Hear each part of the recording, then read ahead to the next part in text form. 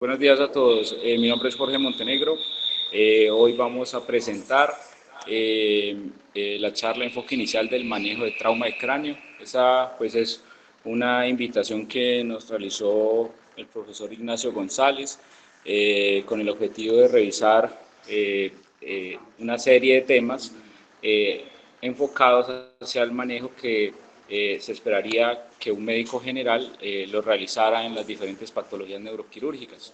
Entonces, como primera medida, debemos saber que el trauma de cráneo, en su definición estricta, es aquella alteración del sistema nervioso central que es secundaria a una lesión traumática. Esta principalmente se da por una liberación de energía, ya sea de forma mecánica, térmica, eléctrica, química o radiante, o una combinación de estas, la cual logre generar cambios celulares y moleculares en relación al tipo de lesión.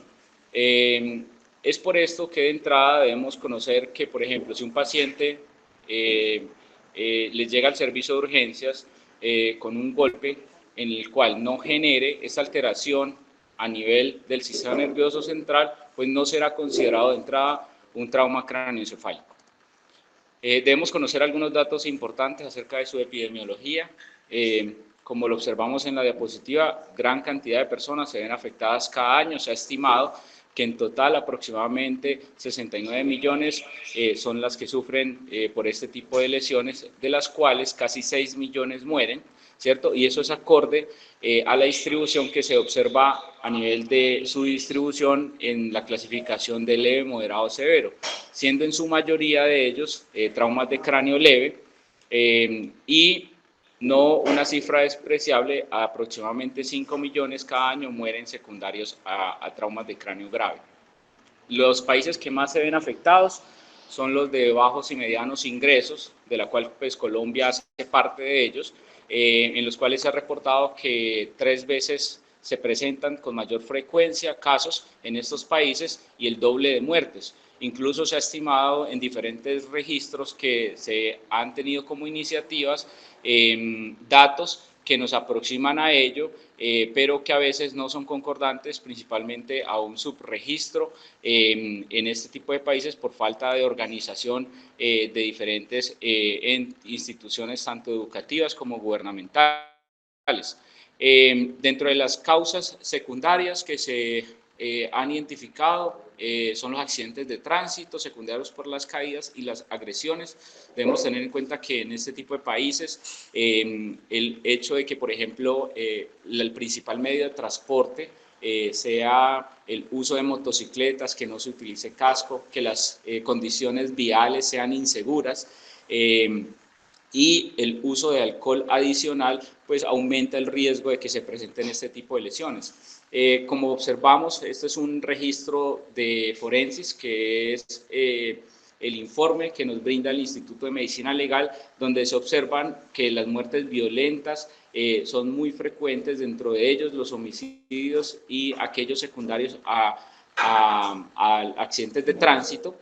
Ocupan los primeros lugares. En la imagen inferior observamos una estadística mucho más reciente donde se observa una tendencia incluso al ascenso en este tipo de enfermedad.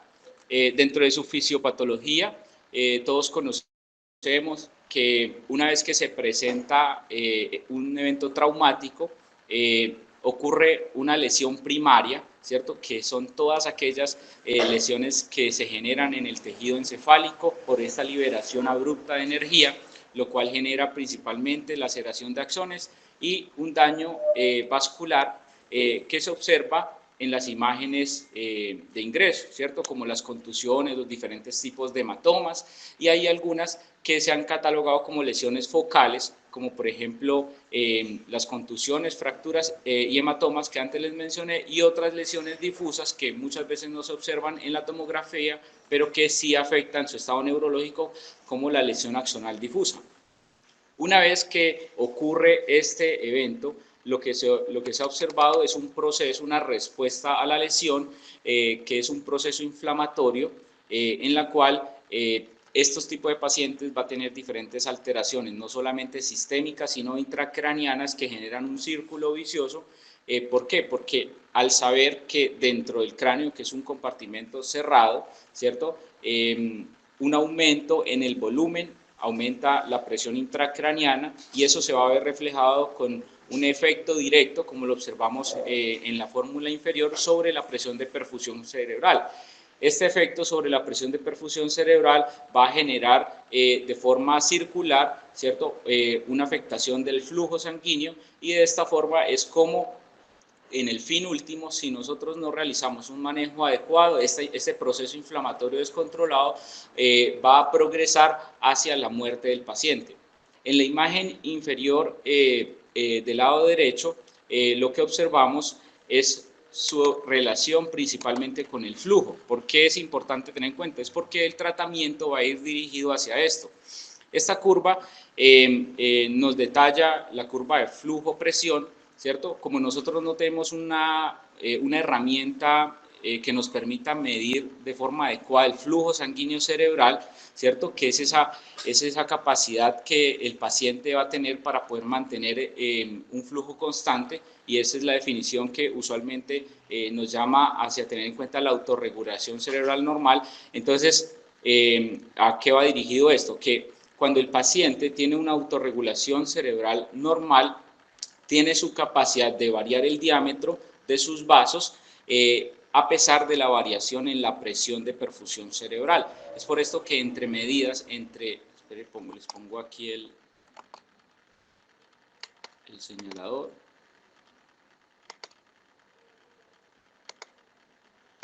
Entonces, cuando tenemos, por ejemplo, unas medidas entre 50 y 150 de presión de perfusión cerebral, cuando el cerebro conserva esa autorregulación normal, tiene la capacidad de variar el diámetro del vaso con el objetivo de mantener siempre un flujo constante que varía dependiendo de la zona cerebral, la cual es medida, siendo en la sustancia blanca aproximadamente 25 cc por 100 gramos de tejido y en la sustancia gris aproximadamente entre 50 y 75. Es por esto que cuando ocurre una lesión, este flujo, esta autorregulación cerebral se altera, siendo directamente proporcional, como lo observamos en la línea diagonal y punteada, proporcional a la presión de perfusión cerebral. Entonces, como primer concepto debemos tener en cuenta que la presión de perfusión cerebral, que va a ser directamente relacionada con la presión arterial media, es una de las metas que debemos tener en cuenta a la hora de realizar el manejo de este tipo de pacientes. En estas dos imágenes lo que observamos son dos cosas muy puntuales. Tener en cuenta de que una vez que se genera ese proceso inflamatorio a nivel celular, ocurren dos tipos de lesiones que también han sido descritas, como la lesión terciaria y la lesión cuaternaria. Este tipo de trastornos usualmente son descritos a nivel del transporte transmembrana, ¿cierto? A nivel de sus bombas de flujo y el metabolismo anaerobio que va a ser secundario a ello. Y la lesión cuaternaria hace principalmente relación a todo lo que son esas vías de activación que se tienen en cuenta que terminan en la apoptosis celular y muchas veces se ha descrito en los estudios a nivel de la recuperación del tejido neural, la cual puede ser medida con biomarcadores que en estudios mucho más avanzados lo que buscan es tratar de encontrar estos marcadores como efecto de pronóstico y relación a severidad de la lesión. En la imagen inferior del lado derecho lo que observamos es lo siguiente. Debemos tener en cuenta que una vez que ocurre la lesión, esta lesión va a generar unos cambios que van a suceder principalmente en las primeras días o semanas, pero que este proceso inflamatorio que lleva a necrosis, inflamación y apoptosis se va a ir resolviendo y en el transcurso de meses ya va a comenzar un crecimiento dendrítico y una proliferación de células madre, que es cuando observamos los cambios en los pacientes. Entonces, de entrada debemos saber que a pesar que en muchas ocasiones observamos pacientes que egresan del hospital en un estado vegetativo y con una alta carga de morbilidad relacionada con su enfermedad, en el transcurso de 6 meses a un año preferiblemente, es cuando deberíamos realizar la evaluación adecuada de ellos en sus resultados, porque hemos tenido sorpresas, ¿cierto? En nuestra práctica de que egresó con una de un año, tenga una mejor calidad de vida en relación a su resultado esperado. Ya entrando en materia en relación a su manejo inicial, debemos conocer que existen mucha literatura en relación a cuáles deberían ser las intervenciones realizadas en el abordaje inicial de pacientes, principalmente en trauma de cráneo moderado y severo.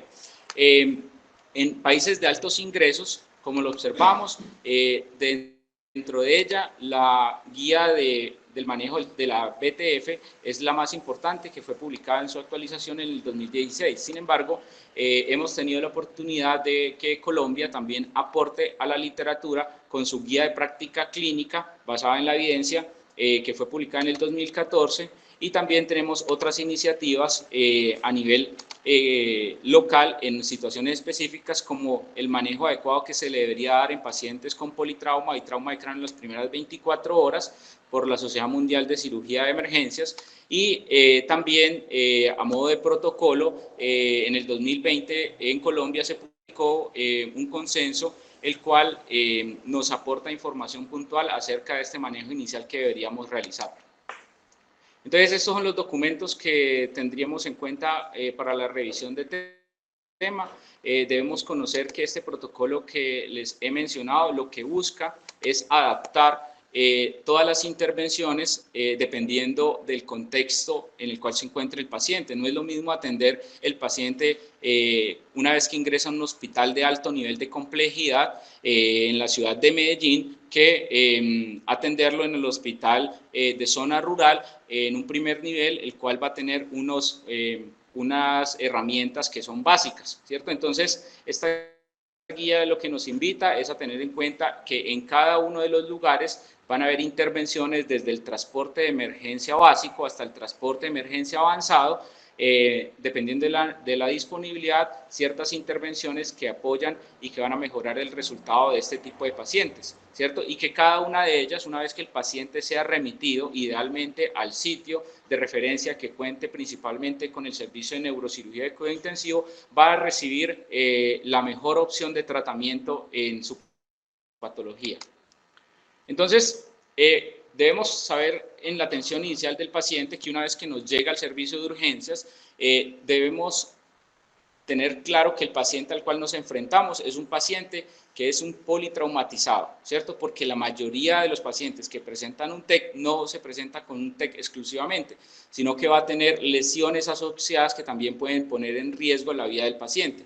Entonces, el Colegio Americano de Cirujanos nos invita a realizar un abordaje integral teniendo en cuenta sus recomendaciones a través de una evaluación primaria, la cual lo que busca es tener una vista general con el fin de realizar un tratamiento adecuado de aquellas lesiones que ponen en peligro la vida del paciente. Posteriormente se hace una evaluación secundaria detallada, la cual va a ir ligado a intervenciones mucho más específicas, y esta parte última que yo les pongo aquí es para que de pronto tengan en cuenta algo que me sirvió a mí, que es saber que el paciente es mío y de entrada yo debo monitorizar el paciente, debemos asegurar una vía intravenosa y suministrar oxígeno si lo requiere. La OMS, dentro de sus intervenciones iniciales, nos invita a que debemos aplicar su lista de chequeo de trauma porque se ha observado que al realizarla disminuye el riesgo de que se nos pasen intervenciones como por ejemplo intubar un paciente que en realidad lo requiera o que pongan en riesgo la vida del paciente si no intervienen lesiones como por ejemplo un neumotórax a tensión que afecta directamente esta presión de perfusión cerebral que deberíamos conservar en estos pacientes. Entonces vamos a realizar ese abordaje dependiendo de las intervenciones en el ABCDE, teniendo en cuenta aquellas que son importantes en pacientes con trauma de cráneo. Entonces, en la A observamos la vía aérea y la inmovilización de la columna cervical. Debemos saber que de entrada evaluar la permeabilidad de la vía aérea nos permite obtener no solamente esta información, sino que también nos determina el estado de conciencia del paciente. Si uno llama al paciente, ¿cierto? Si le dice, Carlos, despierte, ¿qué le pasó? Si nos responde, Carlos no está, bueno, Entonces, si nos responde el paciente, de entrada tenemos en cuenta que primero que todo tiene permeable la vía aérea y además de eso su estado de conciencia está adecuado, pero si no responde, como es el caso de Carlos en este momento, entonces vamos a tener de entrada probablemente algo que está obstruyendo la vía aérea o que está alterando el estado de conciencia. Entonces debemos realizar aquellas intervenciones que nos permitan permeabilizar la vía aérea, como por ejemplo la aspiración de cuerpos extraños o la succión de secreciones, o de entrada nos invita a realizar intervenciones como la inserción de una cánula de Gödel, específicamente en pacientes que tienen alteración del estado de conciencia o que están en coma, ya que aquellos que no tienen estas características van a evitar, porque el reflejo que les va a generar la cánula de Gödel les va a hacer que la retire. La inmovilización de la columna cervical también es importante. Debemos tener en cuenta que el collar que se inserte en el paciente debe ser adecuado, ¿cierto?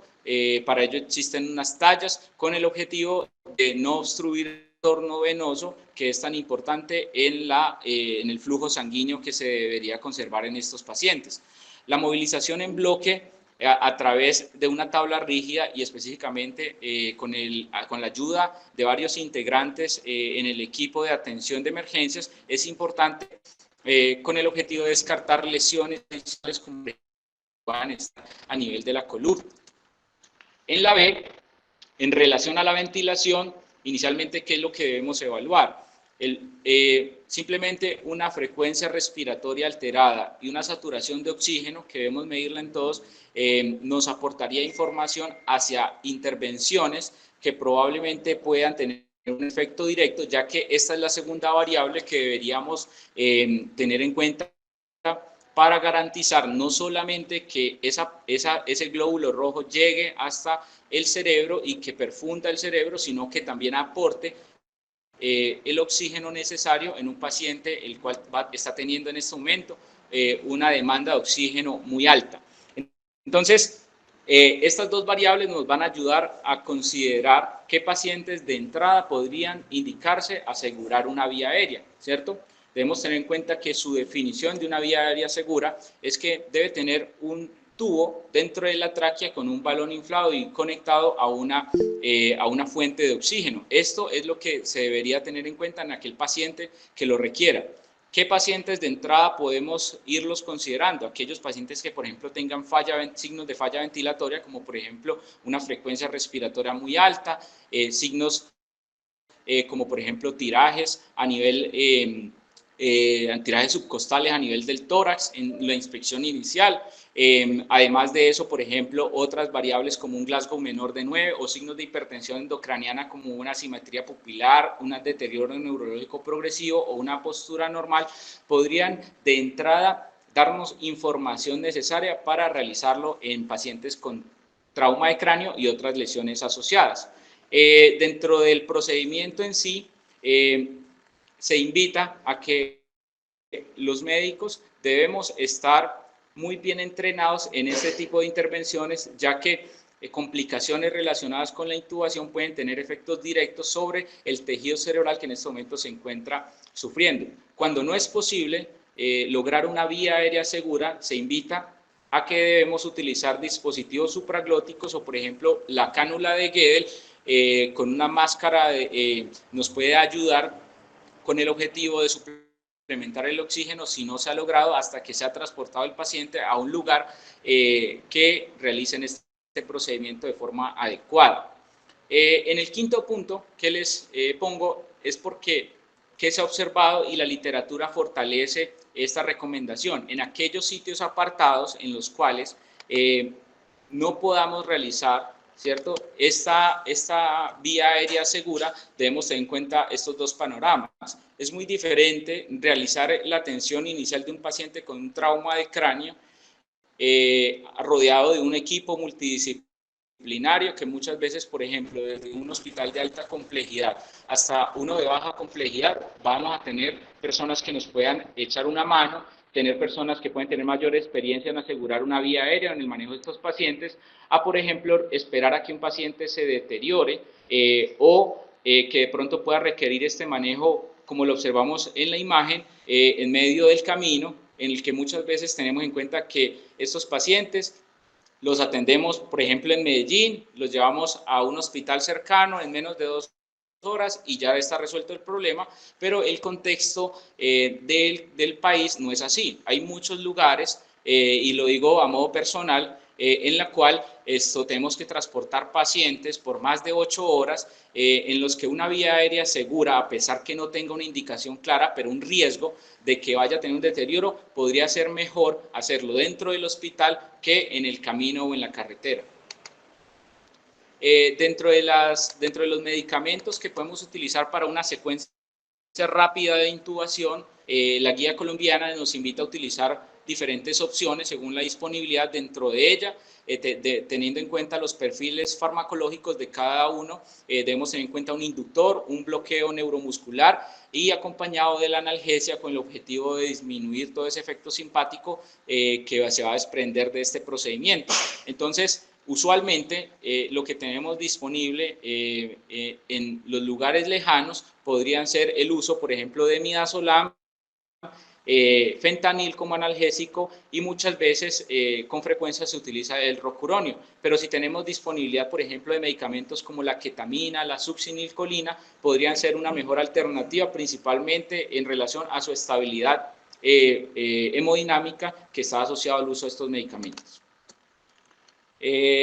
Los ajustes, ¿cierto? En la FIO2 y en la PCO2, en metas de tratamiento que les mostraré más adelante, son importantes, y debemos tener en cuenta que la ventilación mecánica de entrada debemos utilizar tiene que tener parámetros protectores con el objetivo de no generar barotrauma, como por ejemplo principalmente el uso de PIP alta, la cual puede tener un efecto directo sobre la parte hemodinámica y también el retorno venoso a nivel sanguíneo cerebral. Entonces se ha estimado que podemos iniciar con 5 centímetros de agua, pero no más de 15, porque en 15 es donde se ha venido relacionado con peores resultados.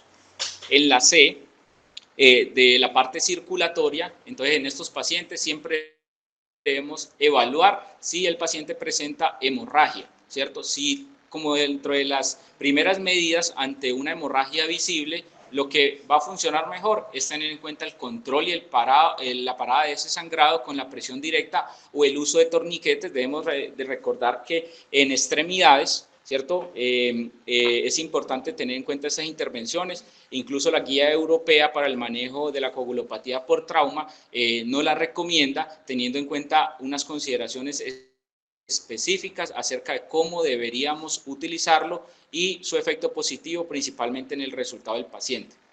Debemos tener en cuenta el pulso radial, conocer que si el paciente tiene un pulso radial palpable, podríamos estar frente a una presión arterial sistólica por encima de 90, que de entrada ya nos puede ayudar para darnos una idea general de qué tipo de paciente estamos enfrentados. Si no presenta un pulso radial palpable, deberíamos iniciar la administración de un cristaloide, específicamente el cristaloide o el líquido intravenoso que se recomienda en estos pacientes es la solución salina normal con bolos de 20 cc por kilo, y se debe verificar la respuesta. El uso de otros líquidos como por ejemplo las gelatinas o el lactato de Ringer no se recomienda, debido a que estas soluciones tienden a ser hipotónicas y pueden empeorar el edema cerebral secundario a ellos.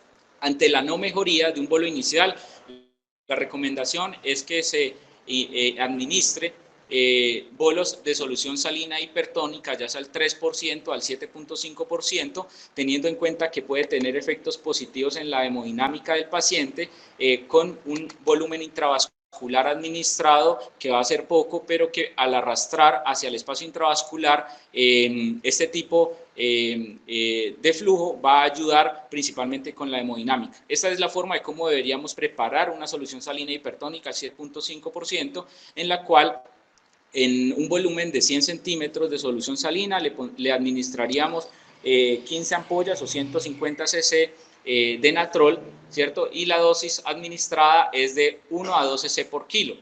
La solución salina hipertónica, el 3%, se podría administrar, ¿cierto? Con una mezcla de 400 cc y 100 cc de natrol, a una dosis de 3 a 4 cc por kilo. En muchas instituciones se tiene como protocolo que la administración de este tipo de solución solamente se debe realizar por vía central. Sin embargo, la literatura también nos apoya a que ante situaciones de emergencia podríamos realizarla por una vena periférica, mientras se tiene en cuenta que esta vía central podría tomar un tiempo más prolongado.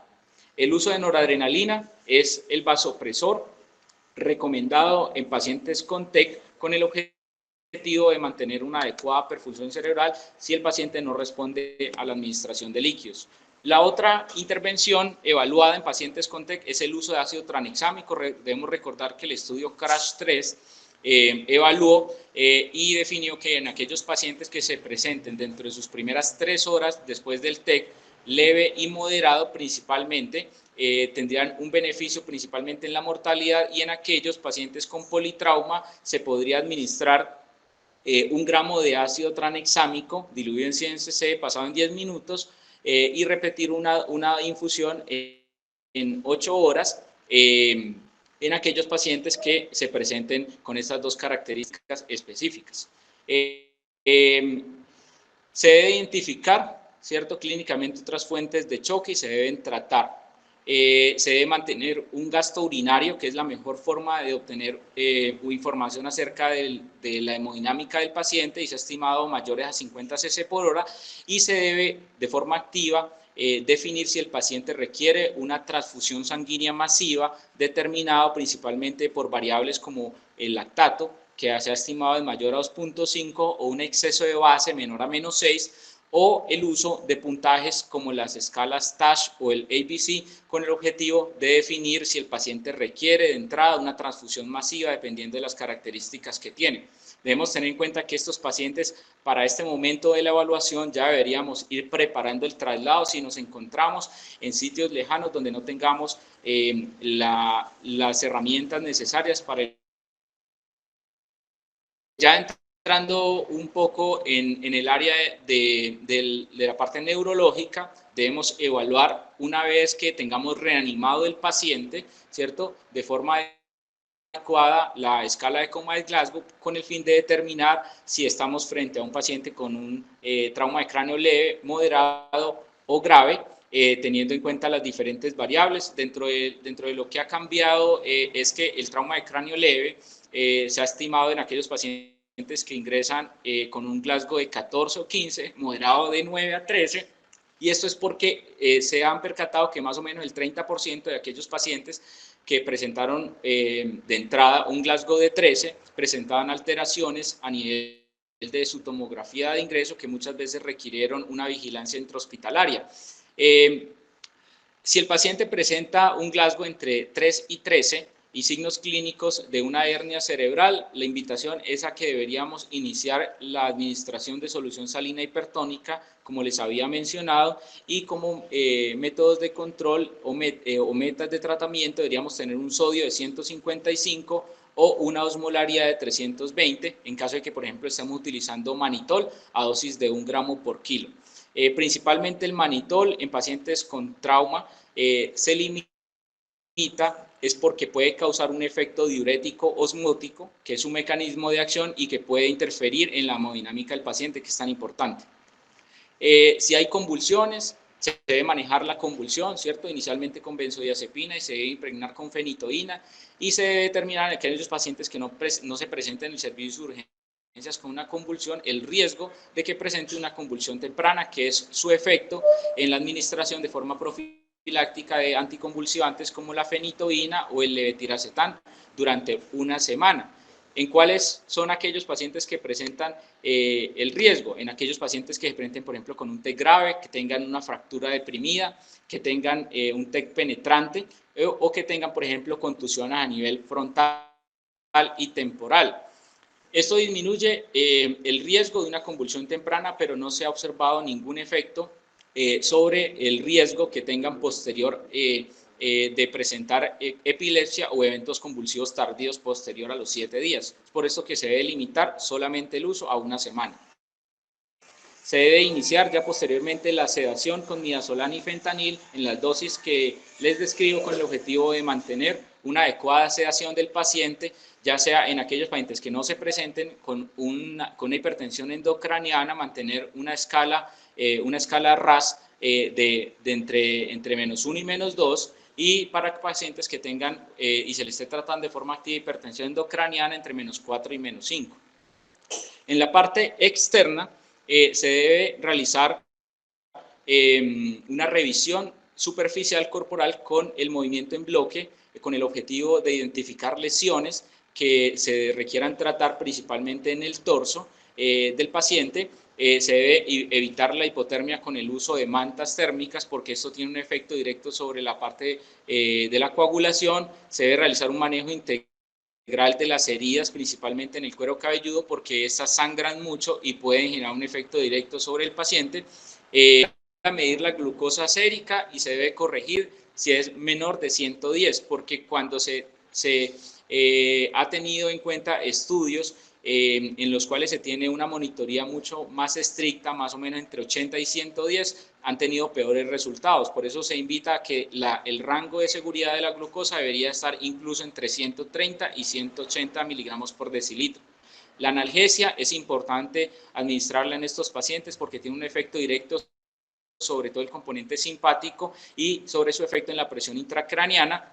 Se deben realizar las imágenes en esta etapa como secuencias de trauma, dependiendo de las herramientas que se tengan disponibles, como por ejemplo el uso inicialmente de radiografías como de columna cervical, la cual se recomienda realizarla una en AP, en lateral, y otra con boca abierta, principalmente para identificar lesiones adicionales en la columna que requieran un tratamiento definitivo con un collar cervical mientras se realiza la evaluación por el equipo de neurocirugía, o en otros escenarios en los cuales se tiene disponibilidad de tomografía computarizada. Se recomienda realizar tomografía no solamente de cráneo, sino de columna cervical, de tórax y de abdomen, con el objetivo de realizar esta evaluación adecuada en pacientes con politrauma. Si hay fracturas pélvicas, se deben corregir, ya que esta medida ha evidenciado que tiene un efecto directo principalmente en aquellos pacientes que tengan choque de un origen desconocido, ya que la cavidad pélvica puede tener más o menos 2 litros incluso de sangre, la cual puede pasar desapercibida si no se corrigen este tipo de fracturas. Se debe evaluar los signos vitales y el estado neurológico cada 15 minutos, registrar toda esta información en la historia clínica, ya que en el sitio de remisión, o si se va a pasar por ejemplo de urgencias a la unidad de cuidado intensivo, es importante para saber cuáles intervenciones han mejorado y a qué ha respondido el paciente principalmente, y lo ideal es que se remita a estos pacientes en las mejores condiciones posibles a un sitio que cuente no solamente con tomografía, sino con cuidado intensivo y un equipo de neurocirugía adecuadamente entrenado. De entre las metas iniciales de tratamiento se tiene en cuenta esto, teniendo el ABCDE, ¿cierto? Desde el uso de la cabecera del paciente a 30 grados para mejorar el retorno venoso, mantener una saturación de oxígeno idealmente por encima de 94 o más, una presión arterial de oxígeno entre 60 y 100, presión arterial de dióxido de carbono entre 35 y 40, un PIB menor de 15, estrategias de ventilación mecánica protectora. En la C, la BTF nos invita a que debemos mantener estas presiones arteriales sistólicas como meta, dependiendo de la edad del paciente. Entonces, en pacientes en extremos, como por ejemplo aquellos que tengan menos de 50 años y más de 70 años, la invitación es a mantener una presión arterial sistólica por encima de 110, y en aquel grupo que está en el centro, mantenerla por encima de 100, siempre con normovolemia y el uso de vasopresores para garantizar esta adecuada perfusión.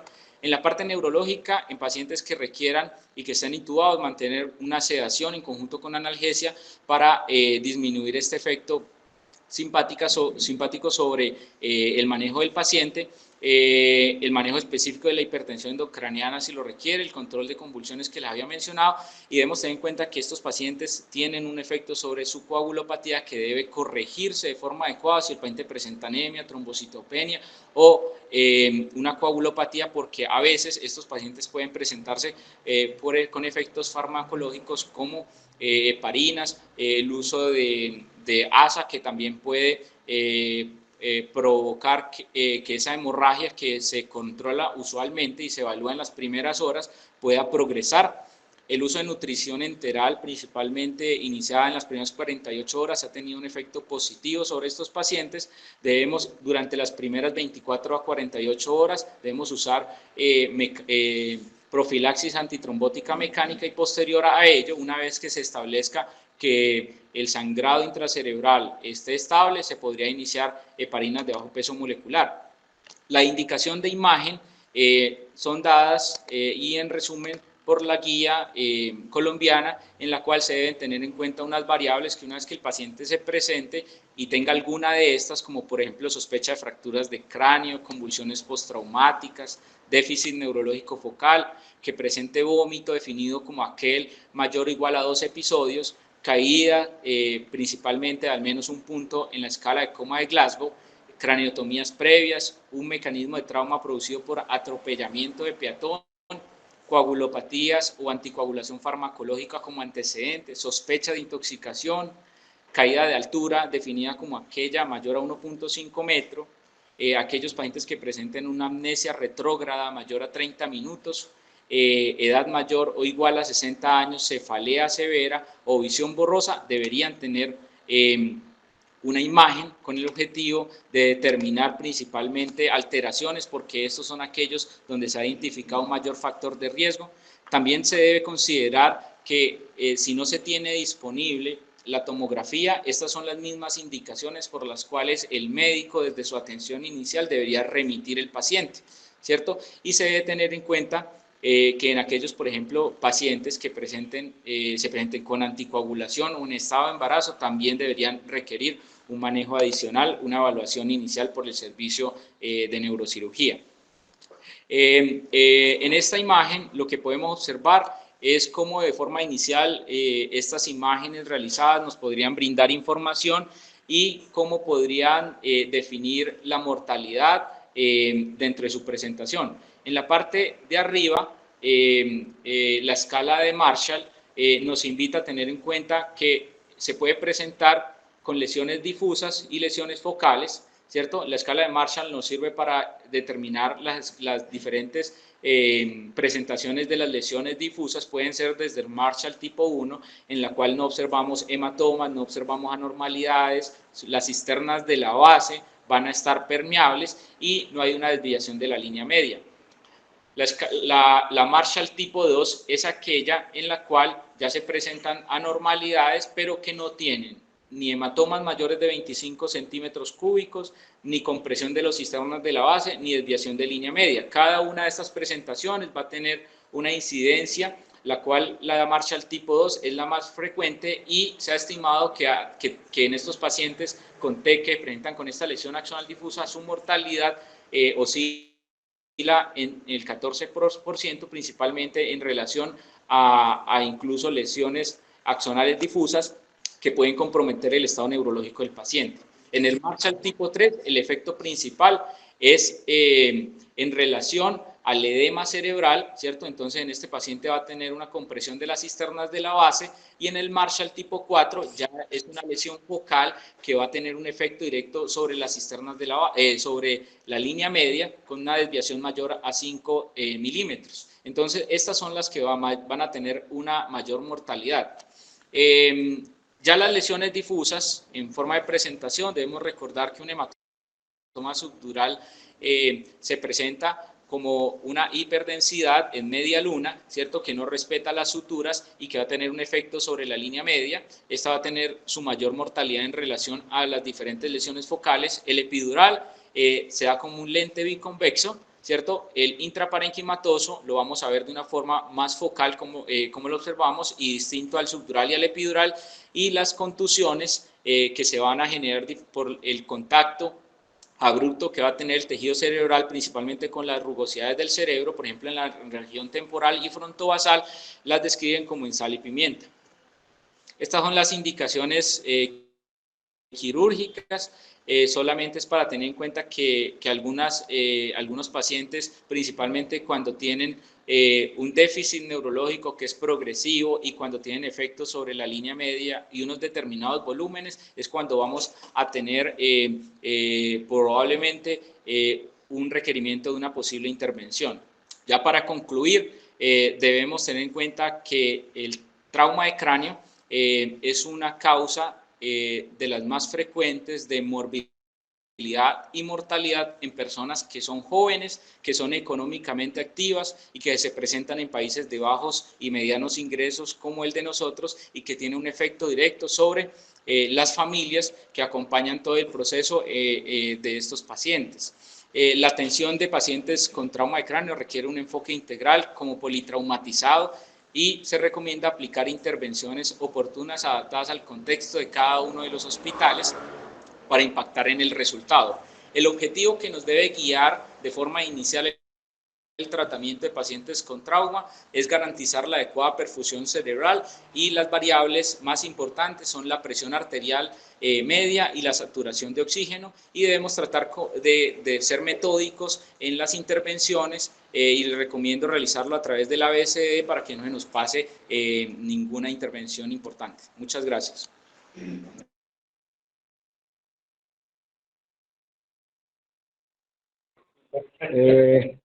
Jorge, muchísimas gracias.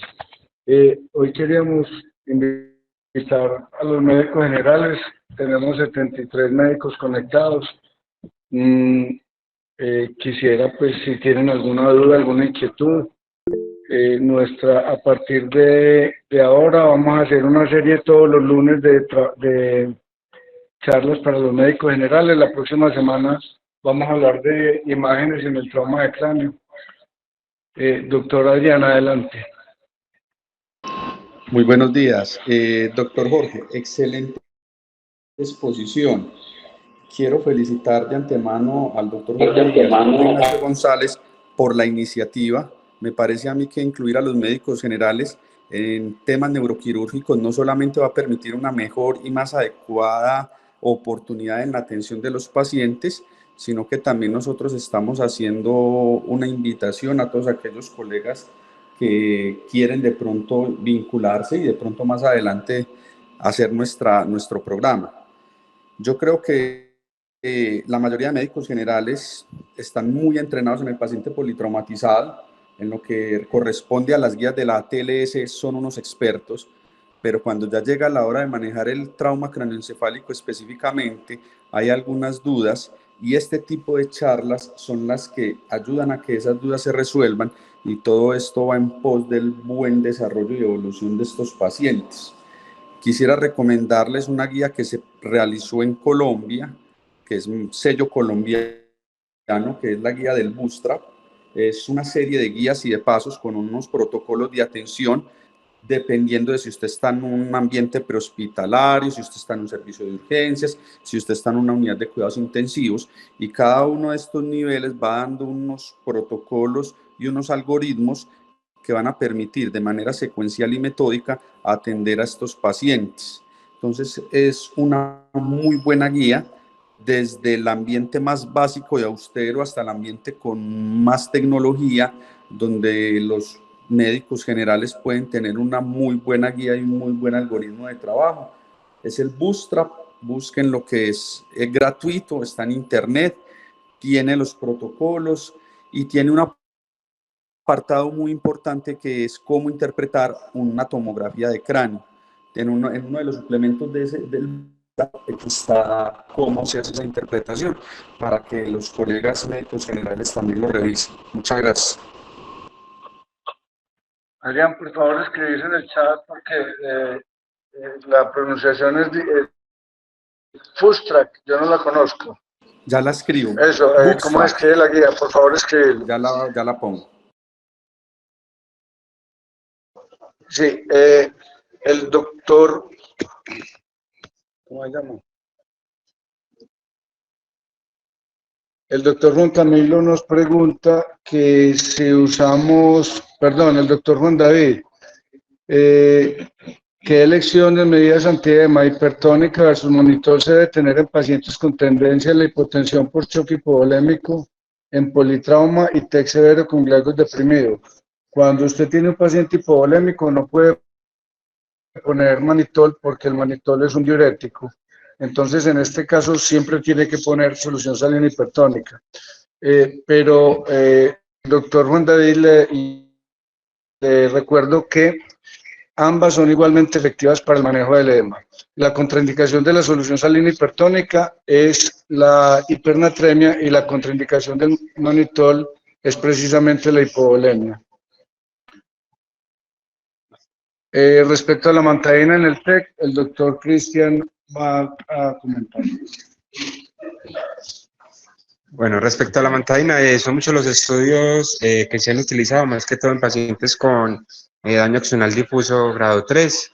Son pacientes que estudiaron con resonancia, son pacientes con protocolos que acá en Colombia es muy difícil aplicar, pero en general los estudios y los resultados que se ha hecho con la mantadina es que los pacientes mejoran en algo solamente la atención y como un poquito el estado de alerta, pero en desenlace neurológicos y cognitivos no ha demostrado ninguna evidencia. Jorge, una anotación. La mantadina, hay un estudio. Hay otra pregunta, ¿cuál? Del doctor Giacchino en el 2012. No veo más preguntas. Journal. La mantadina en esos pacientes que tuvieron TEC, pero que tienen un estado no reactivo persistente, usted les da mantadina por un ciclo de un mes y esos pacientes sí mostraban mejor desenlace, o sea, se despertaban más que los pacientes que no se les usó mantadina. En ese contexto, TEC severo, paciente con estado no reactivo persistente, la mantadina sí está demostrado que tenga mejor resolución de evento y que despierten más. Adrián, yo personalmente siempre uso mantadina porque un paciente con un daño axonal difuso, severo y en un mal estado neurológico, pues es como la única opción que tenemos de mejorar. A mí me da la impresión de que a los pacientes les va mejor con la mantadina. Sí, total. Lo que recomienda este estudio es que usted empiece, inclusive puede empezarlo 4 o 6 semanas después del trauma, y usted lo empieza, si la pastilla viene de 100 miligramos, usted empieza 100 miligramos vía oral cada 12 horas por 15 días. Luego lo aumenta a 150 miligramos cada 12 horas por una semana. Y finalmente lo lleva a 200 miligramos cada 12 horas por una semana más. Y ahí suspende. Y este estudio, como les digo, del doctor Giacchino, mostró que sí despertaban más los pacientes en comparación con aquellos que no usaban amantadina.